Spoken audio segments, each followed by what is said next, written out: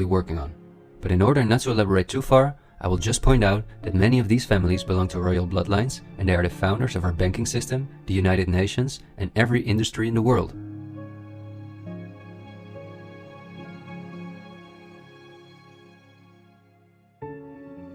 These families never lost their power, but because of an increasing world population, they were forced to hide behind investment companies such as Vanguard, whose largest shareholders are the private funds and non-profit organizations of these families.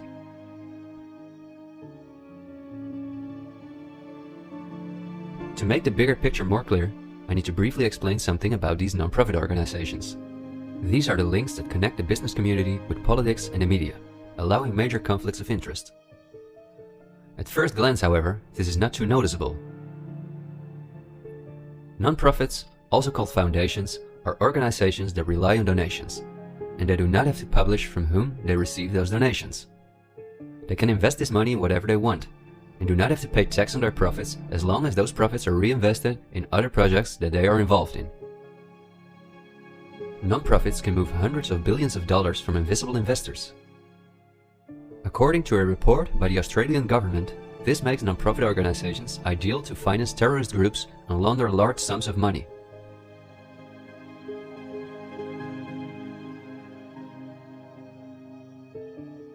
The foundations and funds of the families who are highest in the hierarchy of the 1% hide behind the scenes as much as possible. However, for cases that have a lot of publicity and attention, they use the foundations of philanthropist families that are lower in the ranking, but who are also extremely wealthy.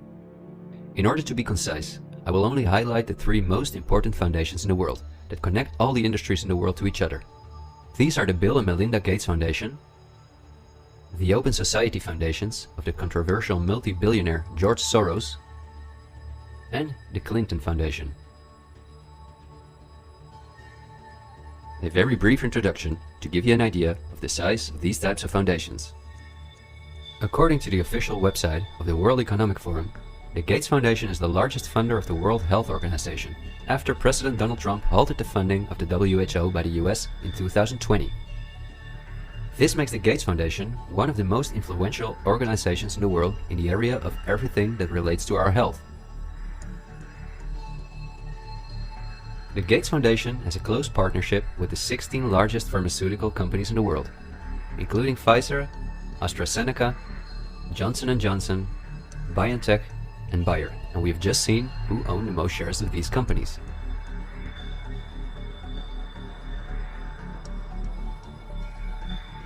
Bill Gates was anything but a poor computer nerd who made it to one of the richest people in the world, but he came from a philanthropic family that, just like himself, worked for the absolute elite.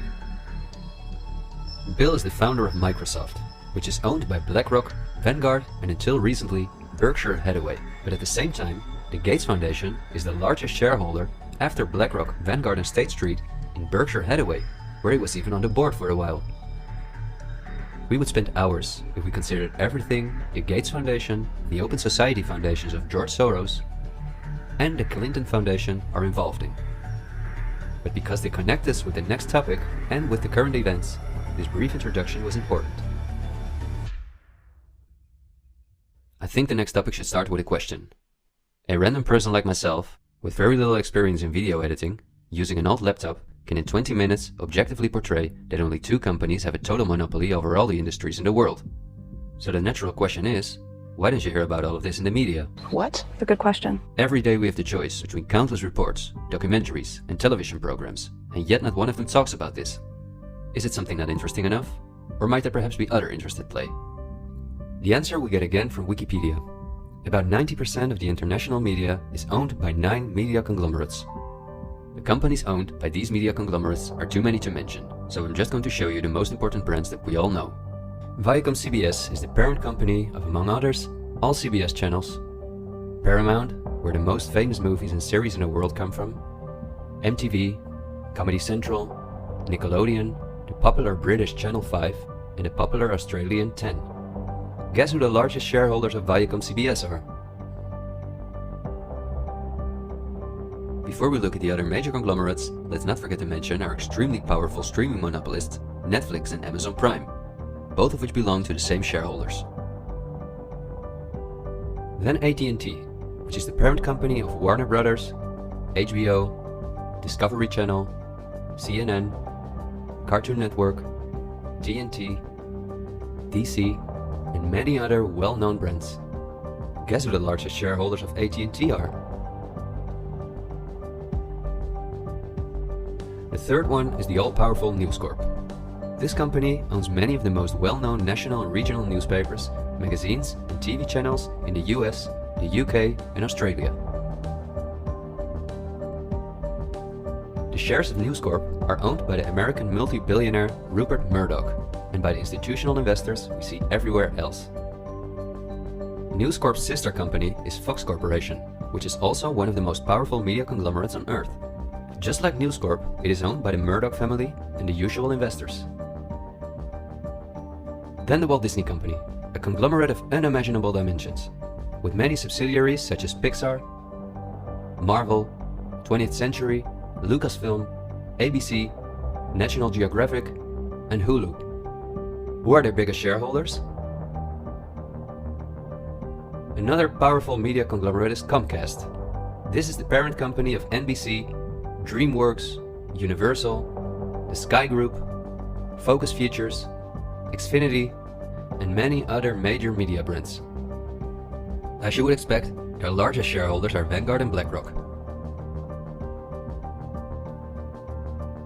I could go on for hours and show that in almost every country on Earth, the local media is in the hands of these kind of conglomerates, which in turn are owned by our institutional investors or by extremely rich and powerful elite families.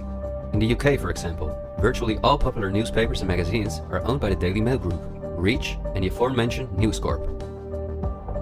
In the Netherlands, the entire media is in the hands of the Persgroep, Mediahuis, and Bertelsmann. And in Germany, the entire media is either controlled by the German government, ProSiebenSat.1, Axel Springer, and again, Bertelsmann, which is also a conglomerate of unprecedented dimensions. Not only is this the parent company of the largest book publisher in the world, Penguin Random House, and owner and founder of BMG Music, Bertelsmann also controls a large part of the European media through their subsidiary RTL, a company with 67 TV channels, 10 streaming platforms, and 38 radio stations. Bertelsmann is owned by the ultra-rich Bertelsmann Mohn family, who openly collaborated with the Nazis. Because of this, Reinhard Mohn was held as a prisoner of war in the US. Besides RTL, Bertelsmann also owns a large part of the French mainstream media. And together with Mediaset, the powerful Italian conglomerate of former President Berlusconi that controls the most important part of the Italian mainstream media, they also own all popular Spanish TV channels. Now, to complete the picture, let's look at where the news comes from that all these media outlets are feeding us on a daily basis. The various news media do not produce their news themselves, but use information and images from news agencies such as Reuters, the Dutch ANP, and the French AFP. These organizations are anything but independent. Reuters is owned by the powerful Canadian Thomson family. The ANP is owned by Dutch investor Kees Omen, and the AFP is largely financed by the French government. The main journalists and editors who work at our media or at these news agencies are affiliated with important journalistic organizations, such as the European Journalism Center. These are one of the largest funders of media-related projects across Europe.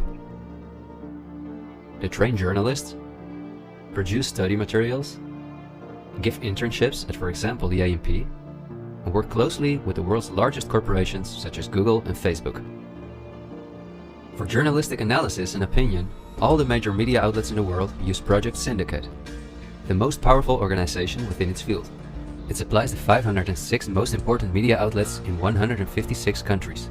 Project Syndicate, plus an organization such as the European Journalism Center, together with the news agencies, are the connecting link between all the different media outlets around the world.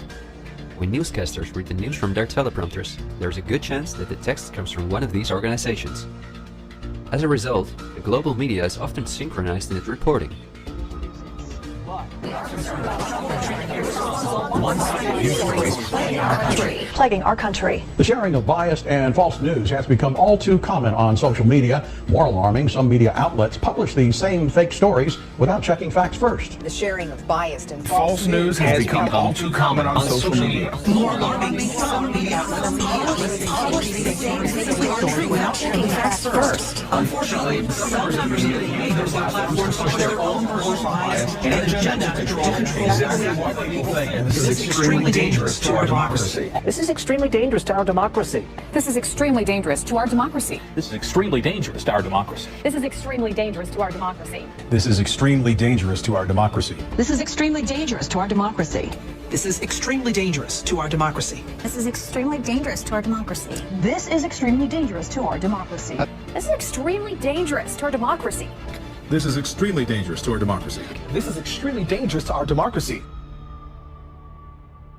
In September 2020, the European Journalism Center and Facebook set up a fund to support selected news organizations to do the reporting during the corona crisis. Let's see who the organizations are that, along with the news agencies, produce our news. At Project Syndicate, we see the Bill and Melinda Gates Foundation, the Open Society Foundation, and the European Journalism Center. Then the European Journalism Center itself. Again, we see the Gates Foundation and the Open Society Foundation. And they also receive large donations from Facebook, Google, the Dutch Ministry of Education, Culture and Science, and from the Dutch Ministry of Foreign Affairs. The organizations that are at the heart of our information flow are funded by the non-profit organizations of the same elite who also controls the entire media. However, a part of our tax money goes to these organizations as well.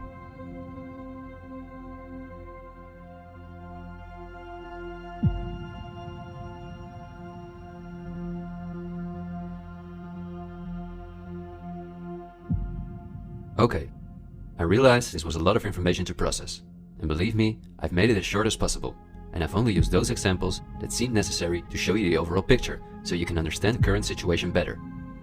It is an all-encompassing topic that can change our view on many historical events, but my goal is to inform you about the danger in which we presently find ourselves. There will be enough time for us to delve into the past, so let's talk about the current events now. The elite that controls every aspect of our lives, up to the information that we receive, depends on an unimaginably coordinated collaboration to keep all the different industries on Earth connected to each other, in order to ensure they all work in the elite's interests. This happens at the World Economic Forum, one of the most important organizations in the world. At its annual meeting in Davos, the CEOs of the largest companies on Earth gather, along with heads of state, politicians, and other influential individuals and organizations like UNICEF and Greenpeace.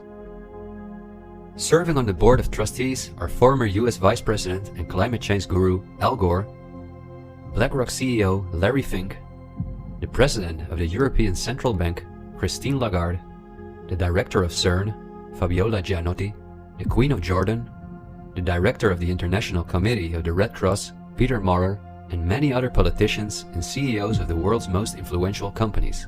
According to the WEF's official website, their annual membership fee ranges between 53,000 and 530,000 euros, but according to the WEF's year reports, around 71% of their total budget comes from its partners, who in this way pay for the membership of young politicians who cannot afford their own fee.